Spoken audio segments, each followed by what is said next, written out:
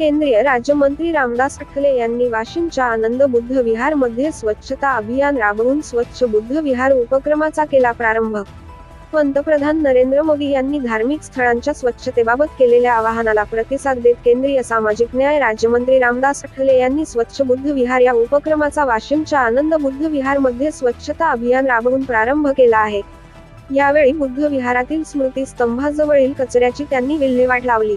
प्रत्येकाच्या निरोगी आरोग्यासाठी जीवनात स्वच्छतेला अनन्यसाधारण महत्त्व असून प्रत्येकानं वैयक्तिक स्वच्छतेबरोबरच सामाजिक, धार्मिक आणि सार्वजनिक क्षेत्रात स्वच्छता राखली पाहिजे असं आवाहन त्यांनी कार्यकर्ते आणि नागरिकांना केले।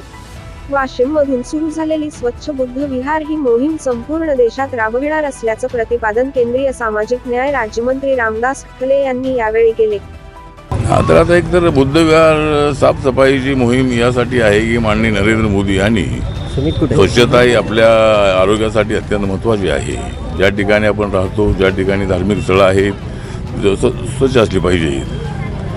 त्यामुळे मी आता निर्णय घेतलेला आहे की ज्या ज्या ठिकाणी बुद्ध विहार आहे त्या ठिकाणी सफाई करून सगळ्या लोकांनी त्यामध्ये सहभागी व्हावं आणि सगळं जे बुद्ध विहार आहे तिथे स्वच्छ असली पाहिजे। यासाठी वाशिममधून आज आपण सुरुवात केलेली आहे आणि ठिकठिकाणी आपण तशा पद्धतीने सफाई करणार आहोत। लोकांनी त्यामध्ये सहभाग घ्यावा असं त्यांना आव्हान आहे।